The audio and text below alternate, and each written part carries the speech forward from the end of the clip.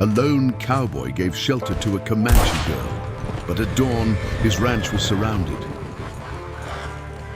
Have you ever had to choose between doing what's right and protecting your own life?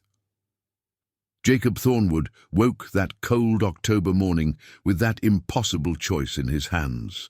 Dozens of Comanche warriors formed a deadly circle around his property, spears raised against the reddening sky, horses snorting mist in the freezing air. Inside his cabin, a girl barely 12 years old slept wrapped in blankets, still trembling from the fever that nearly killed her the night before.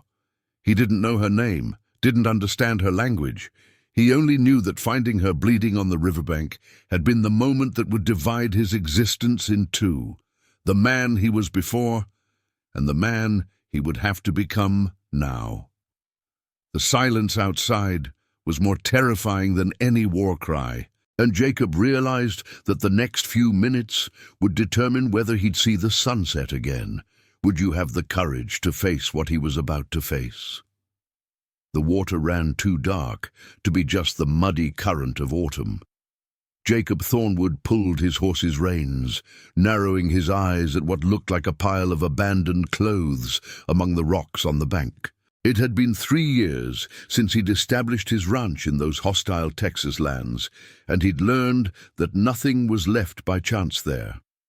Every object had a story, and usually those stories ended with blood.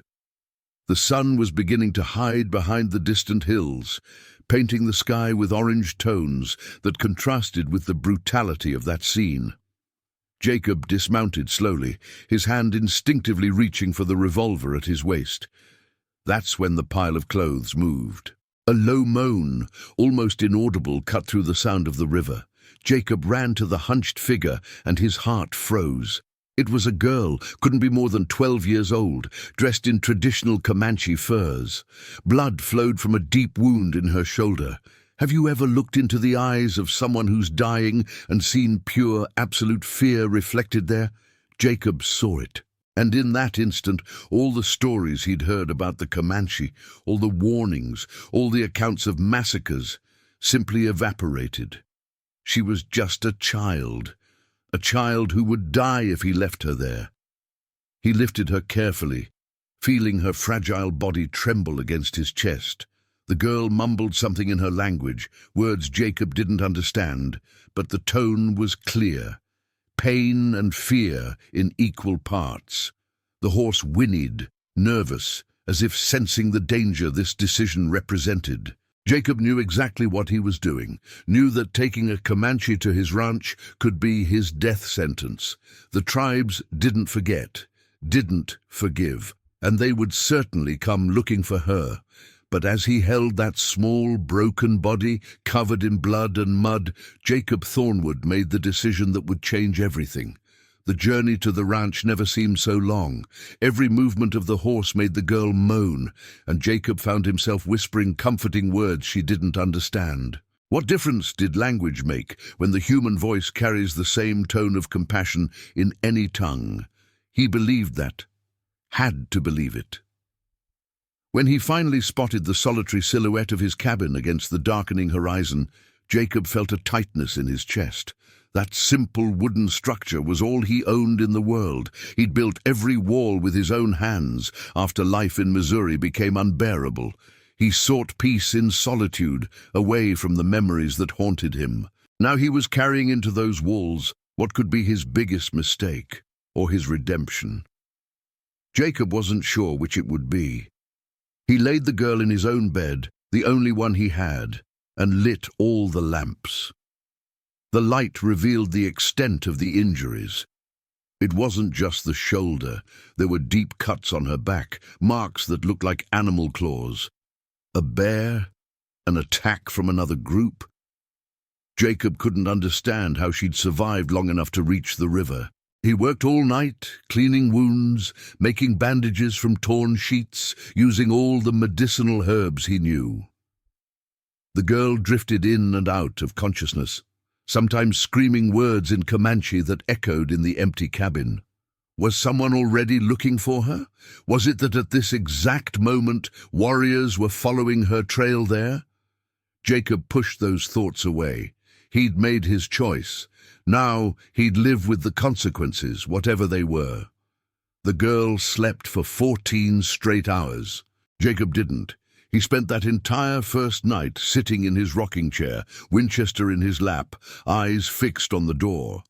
Every sound of the Texan night seemed amplified 1,000 times. An owl's hoot was a war cry. The wind in the trees was approaching footsteps. Do you know that kind of vigil, when every muscle in your body is tense, every nerve alert, knowing that danger could explode through the door at any second? Jacob knew it well. He'd known it during the war, when he served in the Union Army.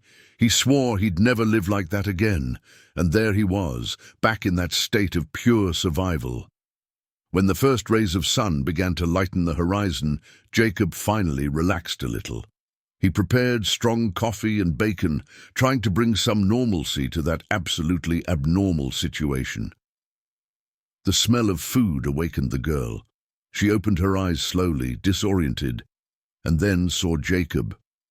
The panic was instantaneous. She tried to get up, screamed in pain, looked for something to defend herself with. Jacob raised his hands slowly, showing his empty palms. He spoke low, in a calm tone, even knowing she didn't understand the words. What she would understand was the intention. He hoped so. It took 30 minutes until she stopped trembling. Jacob placed fresh water beside the bed and stepped away, giving her space.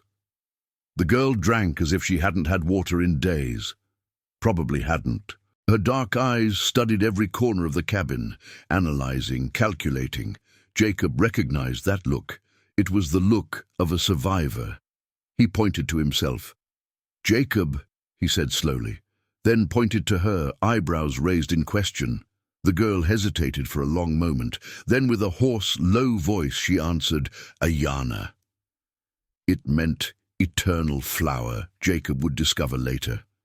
But in that moment, it was just a sound, a name, a bridge between two worlds. The next 3 days were strange and tense. Ayanna recovered slowly, and Jacob maintained his routine of constant vigilance. He only went out to care for the horses and check the perimeter, always armed, always alert. He left food for her, medicine, fresh water. Gradually, the fear in her eyes began to give way to curiosity. How do two human beings communicate when they don't share a language? Jacob and Ayanna developed their own system. Gestures, facial expressions, drawings in the dirt floor. She showed she was 13 years old, not 12 as Jacob had thought. She drew a family, then violently erased the drawings. Jacob understood. She was alone now, just like him.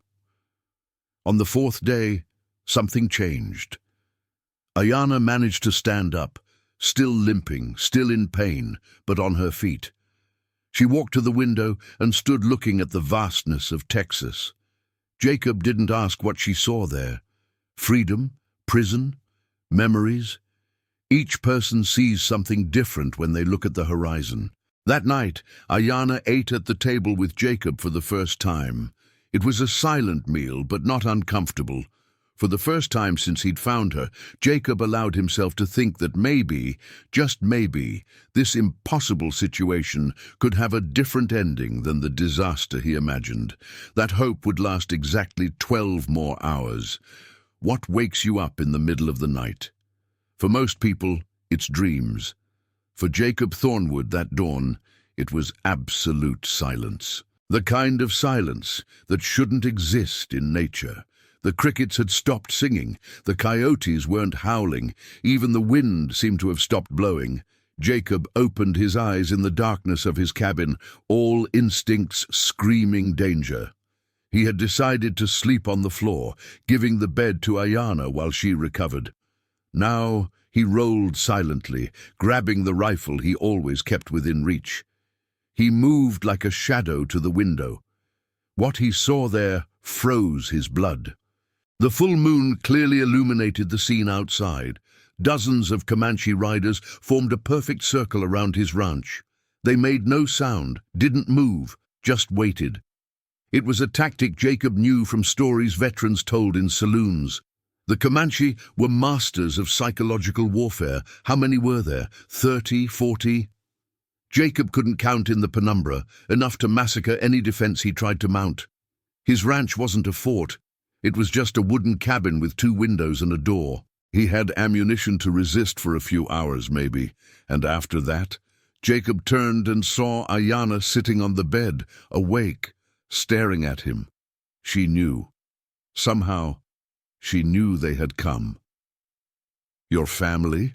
Jacob asked quietly, making gestures. Ayana shook her head slowly, then pointed outside and made a circular gesture. Her tribe. Not blood family, but family nonetheless. She stood up, swaying a little, and walked to the door. Jacob held her by the arm, gently but firmly. "No," he said. Ayana looked at him with eyes that seemed too old for her young face. She pointed to herself, then outside, then made a throat-cutting gesture. The message was clear. If she went out, they would leave. Maybe. But Jacob had seen the savagery that men were capable of when they felt their honor had been stained. Ayana was wounded, nearly dead when he found her. Someone had done that to her. And now her tribe had found her in a white man's house. What conclusions would they draw? What story would they invent? The tension of those hours before dawn was unbearable. Jacob stayed at the window, rifle in hand, watching the circle of warriors motionless as statues. Ayana sat on the floor, humming softly something in her language. A prayer, a farewell song, Jacob didn't know, but the sound was both beautiful and terribly sad. Have you ever faced a situation where you knew there was no good way out, where each option led to tragedy? Jacob thought about all the decisions that brought him there. Leaving Missouri after the war, settling in disputed territory, choosing solitude as medicine for his internal wounds, and finally picking up a wounded Comanche girl. Would it really be so difficult to simply open the door and let her go? Technically, he'd already done enough. Saved her life, treated her wounds, gave her shelter. No one could blame him for protecting his own life now. But as he looked at Ayana, sitting there singing softly, Jacob knew that wasn't an option. Not for him, not after everything. The first ray of sun touched the horizon like liquid fire, and with it, the silence broke. A single warrior separated from the circle, riding slowly until he was 20 meters from the cabin door. He was older than the others, Jacob noticed. Long hair with white strands, face marked by scars that told stories of battles. A leader. The warrior shouted something in Comanche, his voice echoing in the cold morning. Jacob didn't understand the words, but the tone was clear. A demand. Beside him, Ayana stiffened. She responded, shouting back, her voice thin but firm. The warrior replied, louder, angrier. It was a negotiation Jacob couldn't follow. Ayana turned to Jacob, her eyes brimming with tears she refused to let fall. With desperate gestures she tried to explain. She pointed to the scars on her body, then made violent gestures. Someone had attacked her. Then she pointed outside to the warriors and shook her head violently. They didn't believe her, or didn't want to believe. How do you prove your innocence when you've already been judged? Jacob understood the dilemma. Ayana's presence in a white man's house, wounded and alone, told a story her tribe had already decided was true. It didn't matter what really happened. The narrative was already written in their heads, and that narrative demanded revenge. Jacob did something that surprised even himself. He opened the door slowly, keeping the rifle pointed down, and walked out, alone. Unarmed in the sense of not pointing the weapon at anyone, but still holding it. It was a gesture of good faith, or suicide. In that moment, maybe they were the same thing. The Comanche leader studied Jacob with penetrating intensity. His eyes were like polished stones, revealing nothing. Jacob pointed to Ayana through the open door, then to the river, making gestures of finding, helping, healing. He used universal movements he hoped transcended language. The warrior didn't respond. Minutes passed like hours. Jacob could feel dozens of eyes on him, dozens of arrows ready to fly if he made any wrong move. Sweat ran down his back despite the morning cold. This was the moment. The decision would come now. Life or death. Not just his, but Ayana's too. Ayana appeared in the doorway behind Jacob. He tried to stop her, but she walked right past, limping until she stood between Jacob and the Comanche leader. She shouted something long and passionate, her voice breaking with emotion. She pointed to her wounds, then to the sky, then to the ground. She was telling her story, Jacob realized, the true story. The leader dismounted. Every movement was calculated, every step measured. He walked until he was a few meters from Ayana and spoke low, too fast for Jacob to try to follow. Ayana responded, and for the first time, tears actually fell from her eyes. The warrior extended his hand, lightly touching the bandages Jacob had made. Then he looked at Jacob. What do you see when you truly look at another person? In that moment, Jacob saw recognition in the Comanche leader's eyes. Recognition of another warrior. Recognition of someone who understood honor, even if in a different way. The man nodded once, an almost imperceptible movement, and Jacob felt as if an impossible weight was lifted from his shoulders. The Comanche leader was called Napashni, which meant strong and courageous. Jacob learned this through Ayana, who now served as a bridge between two men who would never have met under other circumstances. Napashni was her uncle, older brother of her mother, who had died the previous winter. He had an obligation to protect her. The story Ayana told, translated in pieces through gestures and words both men could partially understand, was brutal. She was hunting with two other young people when they were attacked by a group of white traders. Not soldiers, not settlers, just men who decided 3 indigenous children were easy targets. The other 2 were killed immediately. Ayana survived because one of the attackers hesitated. That hesitation gave her seconds to run. She ran until she couldn't anymore, until her legs gave out and she fell into the river. The current carried her miles downstream to where Jacob found her. All that time, her tribe was searching for her, following false trails and clues that led nowhere. Napashni looked at Jacob for a long moment after that revelation. There was something in that look that transcended words, gratitude, respect. Jacob didn't know how to name it, but felt its weight. The Comanche leader turned to his people and shouted commands. Slowly, the circle of warriors began to disperse, but Napashni didn't leave immediately. He gestured for Jacob to accompany him to where the horses waited. There, through Ayana, he made an offer. Jacob could continue living on these lands in peace. More than that, he would be under the tribe's protection. Any Comanche passing through would know that ranch was safe territory. In exchange, Jacob would be eyes and ears. If he saw the men who attacked Ayana, if he heard about hostile activities against the Comanche people, he would send a message. He didn't need to fight, just warn. It was a pragmatic alliance, born of necessity and sealed with mutual respect. Jacob accepted without hesitation. Ayana would stay. That was the surprise no one expected. Napashni explained through gestures and simple words that the girl couldn't return to the tribe yet. Her wounds needed to heal completely, and there were complicated political issues. Some people in the tribe still didn't completely believe her story. Time and distance would resolve that. Besides, and this went unsaid but was clearly understood, Ayana had changed. The experience had transformed her. She needed time to find who she would be now before returning to her people. Jacob understood that better than anyone. He himself was running from who he used to be when he arrived in Texas. Napashni left with his war party at noon, but before leaving, he and Jacob performed a simple ritual. They shared water from Jacob's well, each drinking from the same cup. They clasped forearms, a warrior's gesture in many cultures. Napishni said something in Comanche that sounded like a blessing or an oath. Jacob responded with the only phrase he knew in that language, taught by Ayana, Pia mia wikasa, good man. When the last rider disappeared on the horizon and the normal silence of Texas returned, Jacob and Ayana stood in front of the cabin for a long time.